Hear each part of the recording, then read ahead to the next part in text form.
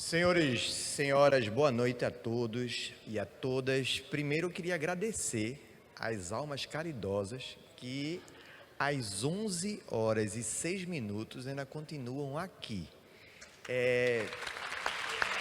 Cara, assim, eu chamaria todos vocês para beber uma cerveja depois, só em gratidão por estarem aqui nesse horário.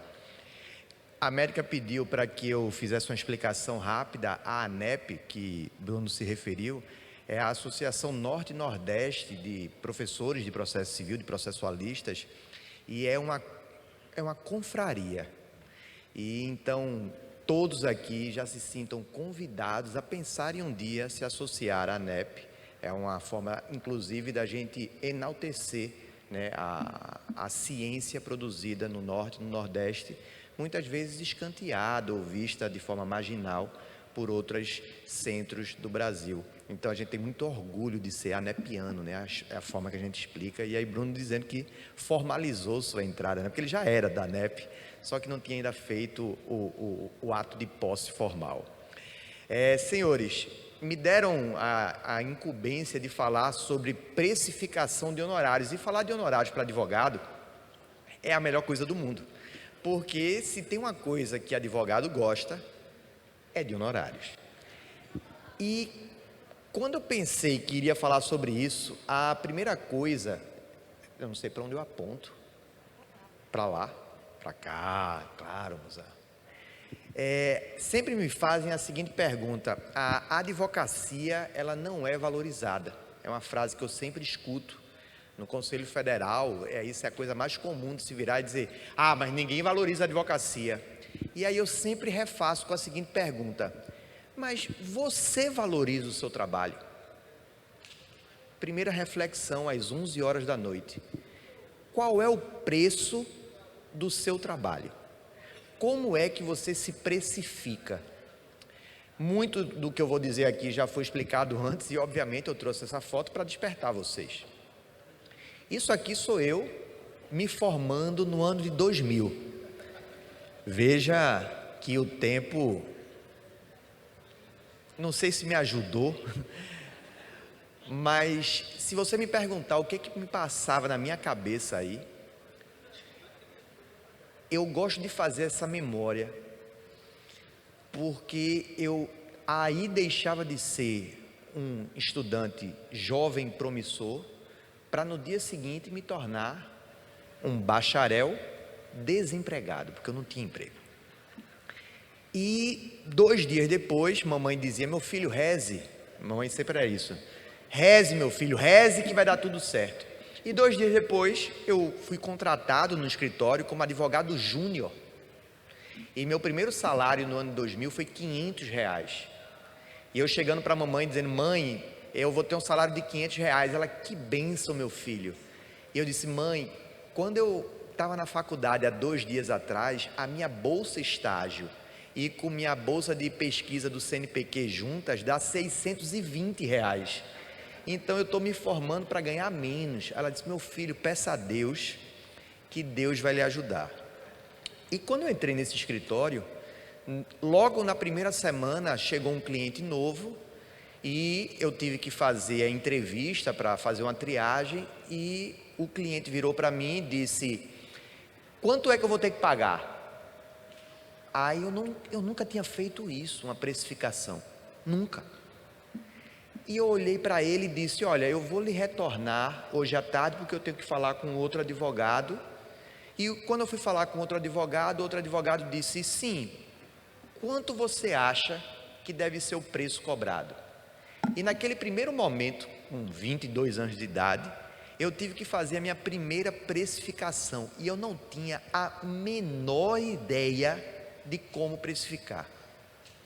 Hoje, 23 anos depois, ainda lhe digo como é difícil precificar.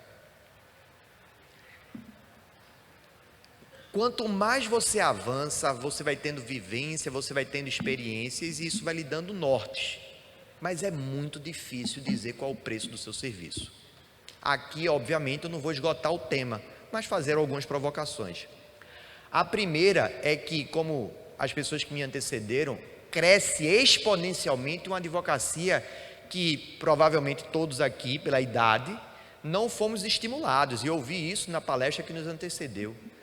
A gente nunca foi estimulado para uma advocacia extrajudicial.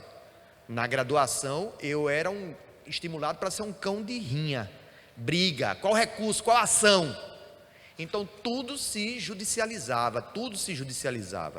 E no painel que me antecedeu, eu brincava com o Bruno aqui há pouco, ele quase me convenceu a me tornar um advogado previdenciarista, mas se tem um exemplo de advocacia hoje que consegue ser muito eficiente extrajudicialmente, é a advocacia previdenciarista. Então, se você perguntar a um advogado previdenciarista, talvez ele ganhe mais dinheiro na atividade direta com a previdência social do que em juizado federal. Talvez por isso tenha sido, nos últimos anos, um dos ramos do direito que mais cresceu, porque é aquela que consegue ter um retorno mais rápido.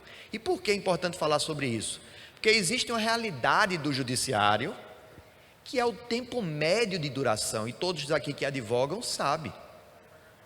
Bruno falava aqui há pouco, de um processo de inventário que foi resolvido em um dia. E sabe o que vai acontecer com o seu cliente se você disser que vai resolver em um dia? Ele vai querer pagar menos. Por que ele vai querer pagar menos? Porque ele diz, mas foi tão rápido. E eu particularmente acho que o cara que resolve menos e mais rápido, ele tem que ganhar mais. Por que ele tem que ganhar mais? Porque ele tem a solução rápida dentro de um sistema caótico, em que da petição inicial à sentença, você vai levar em média 2 anos e 8 meses. E na palestra de América, que falava do cumprimento de sentença e a tentativa de desjudicialização, porque o caos é a execução. A execução na esfera federal está aqui, 6 anos a execução extrajudicial. Então aquele CITES para pagar em 3 dias vira quase 7 anos. Como é que você precifica seus honorários num processo que vai durar 7 anos, com inúmeras intercorrências que vão acontecer, muitas que estão totalmente fora do controle de sua gestão, ainda que ela seja profissional. A realidade do processo, veja, isso aqui é a entrada de processos pelo CNJ. Esse ano entraram até agora 15 milhões de novos processos, com baixa menor. Se a gente vai para aqui, fiz questão de pegar um recorte do TJ de Sergipe, o tempo médio de duração de um processo aqui, nas varas federais, é de 781 dias. Então, imagine para o advogado que ainda faz honorário contratado pelo êxito. Você nem sabe se vai ganhar e só vai ter essa resposta em primeiro grau daqui a mais de 2 anos, quase 3 anos. Como é que você vai viver esperando esses honorários? Meus queridos, justiça do trabalho daqui. Veja, ela que tecnicamente é a mais rápida, a realidade de tempo é essa. Como você vai precificar? A América falava aqui sobre o sistema multiportas. E por que é importante fazer um recorte rápido sobre isso? Porque hoje se estimula conciliação, mediação. E isso, como eu disse, na minha época era impossível se falar sobre isso. Não se falava isso como algo estranho. A gente falava de métodos alternativos e até uma forma de correção hoje de chamar isso de método adequado para não desprestigiar esse sistema multiportas. Mas hoje você tem heterocomposição com menor fluxo e a autocomposição cada vez maior. Você tem hoje ferramentas como as ODRs, o Online Dispute Resolution, o consumidor.gov. Então o advogado vai ter que precificar sem ter que entrar com ação no judiciário. Como é que você precifica a sua assessoria num trabalho paralelo no consumidor.gov? Veja que muito do que Bruno falou será uma advocacia extrajudicial, mas o advogado que tiver expertise, ele vai chegar para o cliente e vai dizer, isso aqui tudo que outro advogado disse que você precisaria de uma ação e precisaria de uma via crucis que duraria 3 anos, eu resolvo extrajudicialmente num cartório em 2 semanas. O cliente compreender isso será a sua primeira tarefa de venda. Porque você vai ter que explicar para o cliente a via crucis do judiciário, as incertezas da resposta ao final. E se de repente você garante um caminho mais rápido, isso com certeza será menos oneroso para o cliente. E por isso, é óbvio que você deverá receber mais honorários. Esse processo de venda vai ser fácil? Com certeza não. Mas a tendência de desjudicialização, ela acontece inclusive em âmbitos que em outrora era inimaginável. Fazenda pública em juízo. Hoje a AGU, ela faz todo um procedimento para que você não judicialize. A PFN hoje consegue uma atividade com eficiência infinitamente mais rápida se você não procurar a porta do judiciário. Então nós temos que primeiro saber disso, como foi explicado nas palestras anteriores. O mesmo acontece hoje na esfera estadual, até o Ministério Público, que a gente sempre cultuou com aquele lance do direito indisponível, que não pode, sem compreender a diferença que existe entre o direito ser indisponível e a possibilidade de autocomposição. Então hoje você ter centros permanentes nos ministérios públicos incentivando o quê? A autocomposição. Você, um advogado de município, você, um advogado de grandes empresas, que outrora seria objeto de ação civil pública, vai ter que dar o seu serviço numa atividade extrajudicial com promotores em centros de composição. Como é que você precifica isso? Bom, honorários. Primeiro, sugestão bibliográfica, para mim, a melhor coleção do direito, não é nem de processo civil, é do direito. Grandes temas de processo civil, tem um volume para cada tema. Aqui é o tema honorários advocatícios, uma bíblia dessa grossura. Vale a pena o investimento para que esteja na sua... Já está 5 minutos, olha, poxa, olha, eu sou o último. O último pode. Regrinha básica: honorários contratuais, honorários sucumbenciais e honorários arbitrados judicialmente. Você sabe, o contratual fixado, convencionado entre cliente e advogado, sucumbencial, direito nosso, hoje estabelecido no artigo 85, parágrafo 14 do CPC, então é direito do advogado, e também, nos casos em que a parte não fixa diretamente, o juiz vai lá e arbitra. Bom, entre essas classes, você tem advogados honorários que são fixados pro labore, pelo êxito. Esse pelo êxito é o que sempre me dói. Porque com a oferta de advogados que tem no mercado, é muito comum o seguinte diálogo do cliente com a parte. Você vai lá e explica todo o seu trabalho, e o cliente vira para você e diz: mas você vai cobrar logo ou só no final? Aí você diz: não, tem que ser uma parte já no início, que é o honorário contratual. Aí ele sempre vai lhe dizer: mas fulano disse que não ia me cobrar nada, que só ganharia se eu ganhasse. E todas as vezes que alguém me pergunta isso, eu pergunto: meu irmão, tu trabalha de graça? Tu chega o teu patrão chega para tu e diz: olha, meu irmão, trabalha aí 3 anos e depois, se der certo, eu te pago. Isso, na minha cabeça, é inimaginável. Mas eu sei o quanto é difícil, principalmente para um recém-formado, no mercado de oferta gigantesco, você impor um preço. Mas aí eu faço a seguinte pergunta retórica: se você não se valorizar, quem irá te valorizar? É claro que aqui eu não estou querendo lacração não, viu? Frases de efeito. Mas literalmente um exercício de... Olha, retire de você a síndrome de impostor, retire de você essa sensação de cachorro vira-lata e se valorize. Porque se você não se valorizar, ninguém valoriza, meu amigo. Primeiro, não se esqueça dessas 3 bases. O desempenho da advocacia é atividade meio. Sempre fique refazendo isso na sua cabeça como um mantra. Você é atividade meio, você não garante. Sabe qual é a frase que eu acho mais fofa quando alguém vem conversar comigo? Doutor, olha, me explicaram isso aqui. Aí você diz: olha, seu direito é bom. Ele diz: doutor, eu vi que meu direito... Eu acho fofa essa frase. É causa-ganha. E quando alguém chega para mim para dizer que é causa-ganha, me dá uma angústia, porque ele não tem a menor noção do que é a prestação jurisdicional. O que é o acesso à justiça? Verba honorária pactuada não compreende a prestação de serviço de quaisquer incidentes processuais.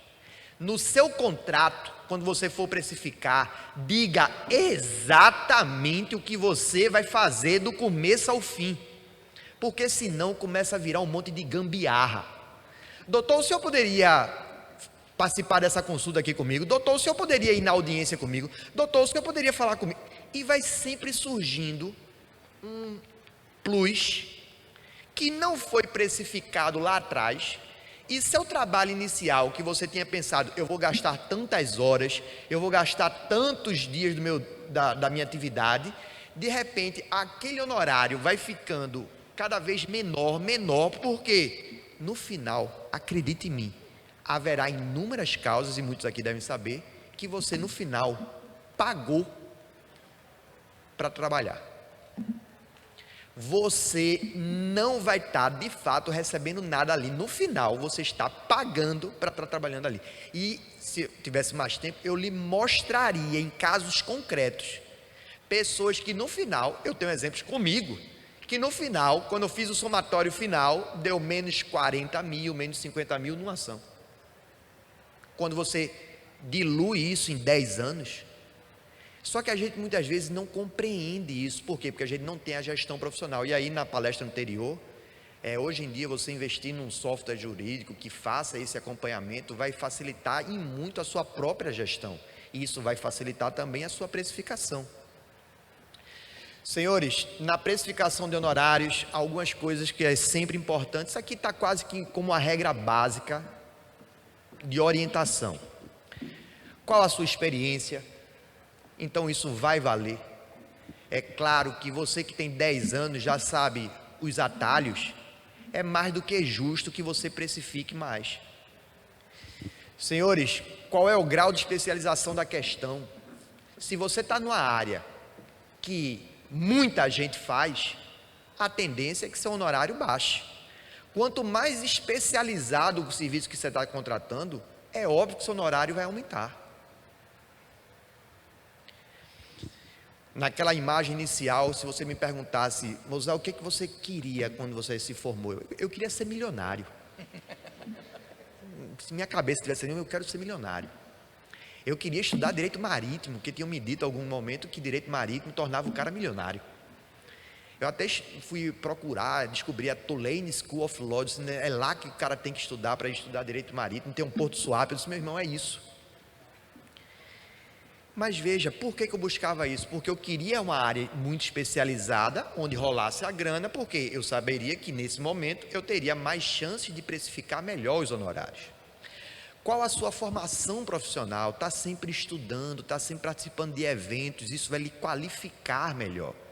Eventos presenciais tem uma coisa maravilhosa, e vocês sabem disso, que é você fazer a rede de contatos, é você trocar experiências, é você literalmente fazer o famoso networking. Quem faz pós-graduação faz para assistir às aulas, mas faz também por conta do networking. Por isso que eu sempre fico preocupado com as pós-online, né? Porque você vai perdendo essa ferramenta do networking, que é essencial na advocacia por parcerias. Oferta do mercado e, óbvio, grau de dificuldade da questão. Questões mais simples você vai precificar de forma mais barata. Questões mais complexas, é óbvio que seus honorários irão aumentar. E aí, claro, a referência é o quê? Tabela da OAB. As tabelas, cada seccional tem as suas tabelas. As tabelas elas vão lhe dar uma referência de preço. Aqui está a tabela de Pernambuco, mas eu trouxe também a tabela aqui de Sergipe. E veja que ela já compreende a advocacia extrajudicial. Uma série de atos, ela já diz, olha, você que não tem a menor noção, porque como o Bruno falou aqui, muitas vezes no início a gente é generalista, né? A gente pega tudo. Então, de repente, você pode ser contratado para uma área que você nunca atuou, e o cara que está desesperado buscando clientes, ele vai dizer o quê? Claro, faço. E aí você não tem a noção daquilo ali. Isso aqui vai ser uma referência. Referência. Professor, posso cobrar mais? É óbvio que você pode cobrar mais. Agora, Quanto é que você vai cobrar mais? Aí, filho, entra a dificuldade da precificação. Primeiro, contrato. Segundo, fixar claramente os valores que você vai receber. Cuidado com o famoso percentual sobre o êxito. Muitas vezes, quando você fala percentual sobre êxito, aí num processo de inventário, o cara recebeu um apartamento. Aí ele diz, mas eu não recebi valor. Então, ao invés de botar valor, bota lá benefício econômico, porque você já pega o que ele conseguir de bens móveis ou imóveis. Então, são detalhes que você vai ajustando no seu contrato, para que ele fique mais amarrado e você evite os dissabores, porque ele ocorrerá. Sabe qual é o momento em que ele ocorre? Quando acabar a causa. Porque aquela relação linda e maravilhosa que você tinha com o seu cliente, na hora que for para ele lhe pagar, muda tudo. Você passa a ser visto com outros olhos. É impressionante como isso é corriqueiro. E sabe qual é a melhor forma de você minimizar isso? Contrato, filho.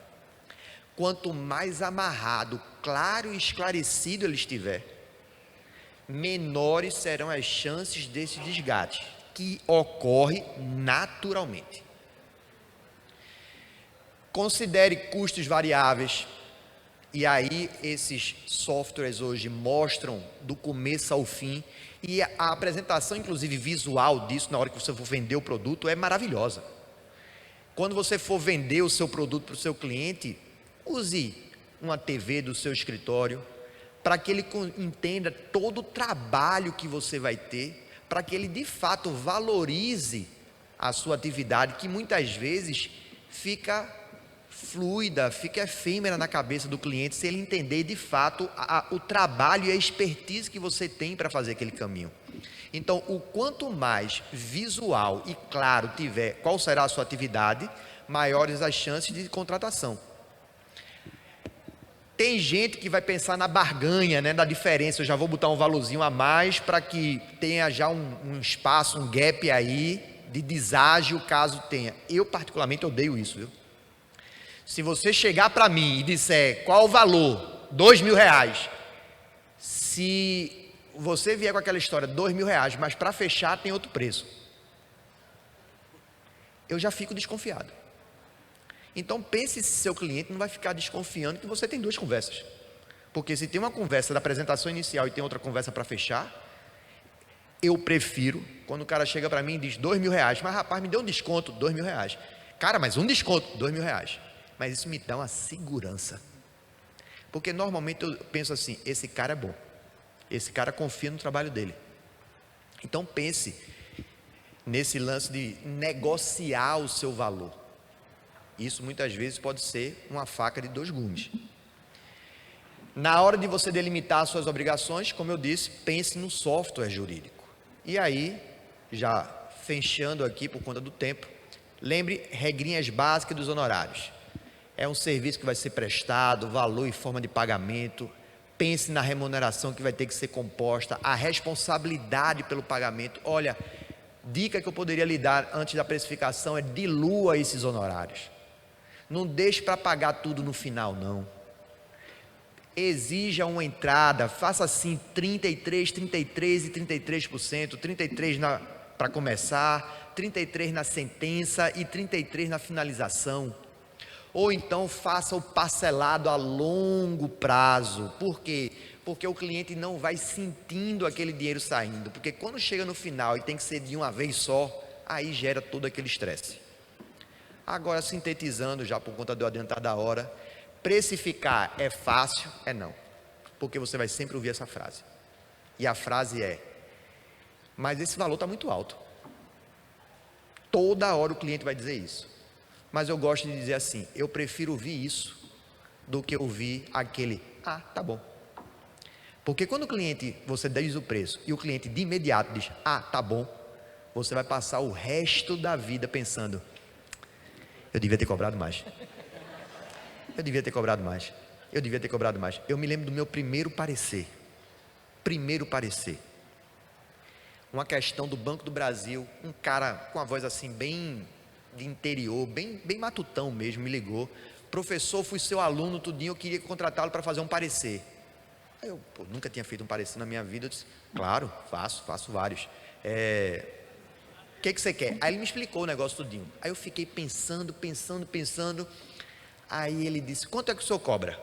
Aí eu disse, eu todo cheio de dedo, nunca tinha feito um parecer na minha vida. Aí eu disse, olha, eu vou cobrar 10 mil reais para fazer esse parecer, achando que era um absurdo que eu estava cobrando 10 mil reais. E da hora ele disse, tá bom, vou fazer o depósito agora. E ele na mesma hora fez o depósito. E eu me lembro de eu virando para minha esposa dizendo, eu acho que eu cobrei pouco. Aí depois eu fui descobrir, aquele parecer que eu fiz, pensando que era para um processo, ele replicou em mais de 700 ações que ele tinha do Banco do Brasil. E descobri depois que o meu parecer rodou em todas as varas do Tribunal de Justiça de Pernambuco. Os juízes depois, olha, vi o seu parecer e me convenci. E todas as vezes que alguém me dizia isso, eu dizia, puta que pariu. E eu cobrei 10 mil reais. Precificação, galera, é algo que não tem como dizer aqui, apenas lhe alertar e trazer diretrizes, mas é algo que você vai estar 24 horas estudando, aprendendo, até que algum dia, quem sabe, você comece a ter mais segurança na hora de precificar. Mas acredite, não é fácil. Está aqui regrinhas básicas e esse material depois eu vou disponibilizar para o pessoal. Aqui é meu livro, que eu trouxe um para sortear. E muito obrigado novamente por tudo. O professor Barbosa Moreira dizia que palestra para ser boa, tem que ser rápida. Eu não sei se a minha foi boa, mas eu espero pelo menos ter sido rápido. Obrigado, pessoal.